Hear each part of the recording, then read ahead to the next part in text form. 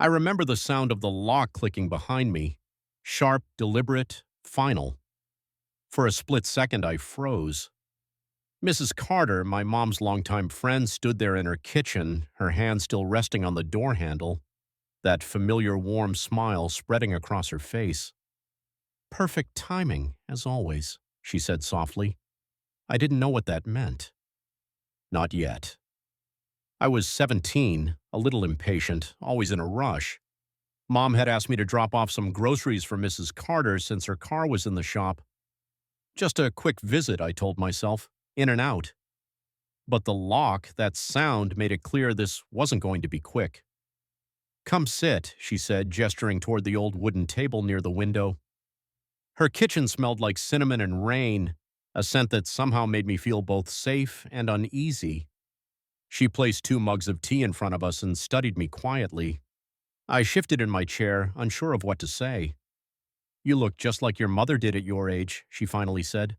Always rushing, always somewhere to be. I smiled politely. Yeah, I guess that's me. She nodded, then looked down at her hands, trembling slightly as they wrapped around her mug. You know, she said, her voice lowering, your mom and I used to sit here for hours, talking about everything and nothing. She'd always bring those little lemon muffins she knew I loved. That surprised me. I didn't even know they were that close. To me, Mrs. Carter was just another one of Mom's church friends. Your mom, she continued, her eyes glistening, was the first person to show up when my husband passed. Everyone else avoided me. Grief makes people uncomfortable. But not her. She just came in, sat right there. She pointed at the chair I was in and said, You don't have to talk. I'll just sit with you. The words hung in the air. And for the first time, I noticed how quiet the house was.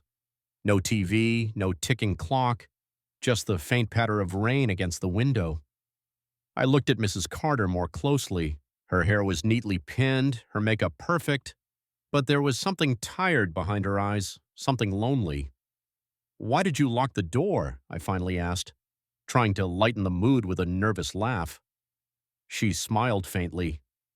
Because I didn't want you to rush off before I said thank you.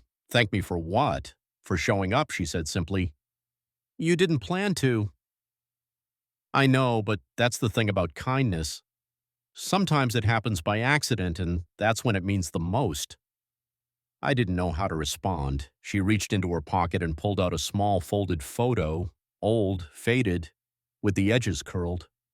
It was her, my mom, and me as a toddler sitting between them on this very table.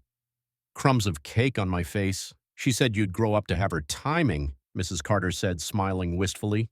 She always knew when someone needed her most, and somehow you've got that too. I stared at the picture, my throat tightening. I didn't even know this existed, I whispered. She gave it to me years ago, Mrs. Carter said. Told me to hold on to it until you stopped by just in time. The rain outside grew heavier, washing against the window like applause. We sat there for nearly an hour talking about my mom, about the old neighborhood, about how grief doesn't really end. It just changes shape. And when I finally stood to leave, Mrs. Carter unlocked the door and handed me a small paper bag. Your mom's recipe, she said with a wink, lemon muffins. I baked them this morning. I smiled, a tear sneaking down before I could stop it. Perfect timing, huh? I said. She nodded. Just like your mother. When I got home, I found Mom sitting by the window, a cup of tea in her hand. I told her where I'd been, about the photo, about the muffins. She listened quietly, then smiled that same knowing smile. Mrs. Carter's been having a rough few months, she said softly.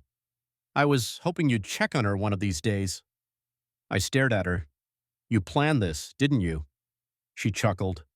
Maybe I did. Maybe kindness just runs in the family. That night I placed the photo on my desk. 2 women, 1 boy, 1 simple moment frozen in time. And I realized something. Sometimes the smallest gestures can echo for decades. Sometimes showing up, even accidentally, can be exactly what someone needs. My mom's friend locked the door behind me, then smiled.